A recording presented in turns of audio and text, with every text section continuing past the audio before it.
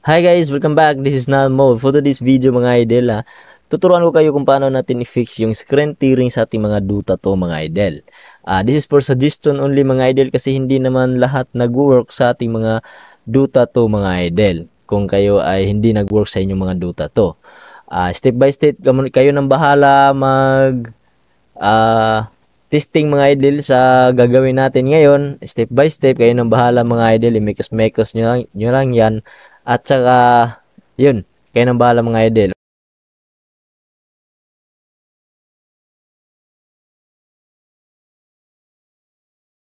Unang gawin natin mga idol, sundan nyo lang ako. Punta lang kayo sa mga Google ninyo mga idol, search niyo mga idol. Talan tayo doon. Okay. Search nyo mga idol, Riva Tuner. Oy. Riva Tuner. Statistic.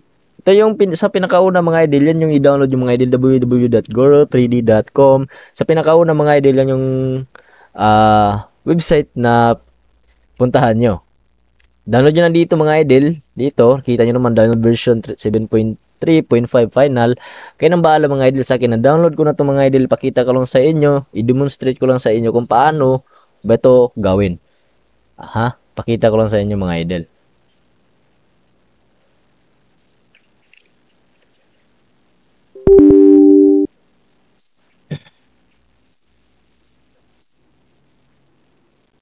Yun. Ito mga idol, ito yung format niya mga idol. Ito yung interface niya. Yung nakikita nyo mga idol. Kung hindi nyo may tatanong mga idol kung paano ba ito gagana. Paano ba ito mag-works mga idol. Para ito mag-works mga idol, unang gawin niyo mga idol, ilagay nyo itong application detection kapag hindi gagana sa mga aplikasyon ninyo mga idol na gagamiton sama sa Dota to mga idol. Ilagay nyo Dota to, mag-add kayo dito mga idol, Dota to. Pindutin nyo lang yan Dota to at saka open mga idol. Yan lang mga idol. Tapos pag nalagay na dito mga idol, ilagay nyo sa high mode. I-high mode yung mga idol para ma-detect talaga mga idol. Ang unang gawin natin dito mga idol para mawala yung screen tearing sa inyong mga Dota to mga idol, yung frame rate mga idol dapat naka-cap kayo. Kung ano man yung monitor nyo mga idol, kung naka 60 kayo, halimbawa naka 60 Hz monitor kayo mga idol, ilagay nyo dyan 59, 58 or 60 mga idol. Mas maganda mga idol, babaan natin sa 60, gawin natin 57, 58 mga idol. Kayo nang bahala mga idol, suggest ko lang yan. Sa screen tearing naman mga idol, na nakita nyo yung screen tearing mga idol, kung gusto nyo kunin yung screen tearing sa scan line sync mga idol, gawin natin tong kayo nang bahala maglagay dito mga idol, negative 80 to negative 350 to 400 mga idol. Kayo nang bahala mag mekos dyan mga idol, kayo nang bahala mag adjust dyan nang sa tingin nyo nawala na yung screen tearing ng iyong mga Dota to mga idol. Yan lang mga idol sa step 2 natin mga idol, ipapakita ko sa inyo dito sa Dota to mga idol. Dito tayo sa Dota to settings mga idol. Makikita nyo naman dito mga idol yung settings ko. Ito yung settings ko mga idol, nakahaya ko. At saka naka-mid lang yung shadow mga idol. Nakita nyo naman yung V-Sync mga idol, naka-turn off yung V-Sync ko kasi yung input lag mga idol ay sobrang bad yung input lag ko mga idol kapag naka-turn on yung V-Sync ko. Pero yung advantage dito mga idol ay nawawala talaga yung screen tearing lag ko sa aking Dota 2 mga idol. Pero yung disadvantage naman ay sobrang delay mga idol. Wala tayong magagawa dyan. Yung step 3 mga idol, ito yung pinakamagandang ipapakita ko mga idol kapag tayo ay naglalaro mga idol. Kasi yung V-Sync mga idol, yung advantage dito mga idol, nawawala talaga yung screen tearing mga idol. Kung gusto nyong nawawala yung screen tearing nyo, tapos madelay kayo mga idol, sobrang delay talaga sa input lag mga idol, dahil sa input lag talaga pag nag-turn on kayo ng V-Sync mga idol. Pero nawala yung screen tearing. Pero mas maganda mga idol, naka-turn off yung V-Sync ninyo. Ipapakita ko dito sa step 3 mga idol yung nag-work talaga sa akin mga idol. Kung ano man yung tawag graphics card nyo mga idol, yung Nvidia graphics card o AMD hindi kayo mga idol. Papakita ko sa inyo mga idol. Punta lang kayo sa mga settings niyo doon. Death devours me. Ito mga idol. Knives. Pagkatapos Sharp. dito mga idol, saglit lang.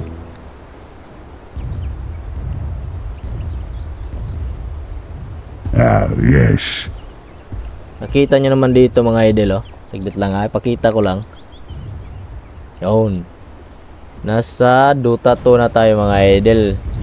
Kung hindi nyo maitatanong mga idol, ako ay naka AMD graphics card mga idol. Naka RX 580 ako mga idol. Sa settings mga idol, punta kayo. Ito yung Your middle tower is under attack. interface ng software ng AMD mga idol. Makikita nyo sa baba, may V-Sync mga idol. Ito yung tinatawag sa AMD mga idol na wait Your for middle tower vertical is under attack. refresh mga idol. Ang gagawin lang natin dito mga idol, no? Ang gagawin lang natin dito, naka-turn off yung V-Sync sa in-game settings natin mga idol. Yung sinabi ko kanina, ang gagawin lang natin dito Your sa middle settings, tower is kung under ano man attack. yung graphics card yung mga idol ay gagana ito kapag mayroong V-Sync.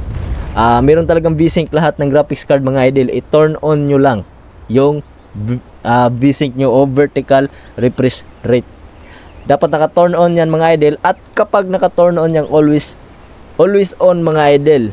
Ang kagandahan dito ay automatic nagka-cap yan mga idol sa ating mga Dota 2. Kung ano man yung monitor natin mga idol, halimbawa 60 Hz monitor kayo mga idol, tapos naka-turn on yung settings mo sa graphics card mo mga idol, naka-turn on, automatic nag-cap yan mga idol. Nakikita nyo naman sa itaas na kanang banda ko mga idol, naka 74, 75 FPS yan mga idol, kasi naka-turn on yung always on sa aking graphics card. Yung vertical refresh mga idol, yun yung tinatawag sa yung V-Sync mga idol na tinatawag sa ating graphics card sa AMD mga idol. Hindi ko lang alam sa Nvidia mga idol.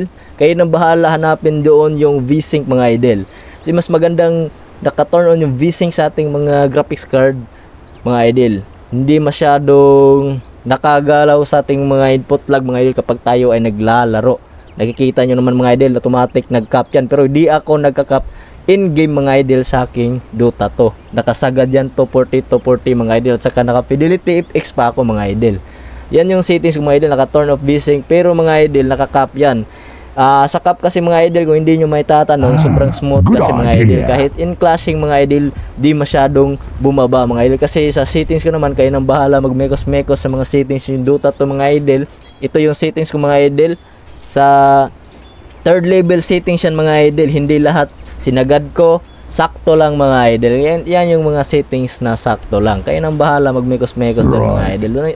Basta ang importante mga idol, nakakap yung FPS ninyo at saka yung screen tearing yung mga idol sa Rivat Tuner kung di gagana sa mga graphics settings nyo mga idol, kung ano man yung graphics nyo. At yan lang mga idol, sana'y nakatulong tong video na to mga idol. Maraming salamat sa inyong panonood. God bless you all.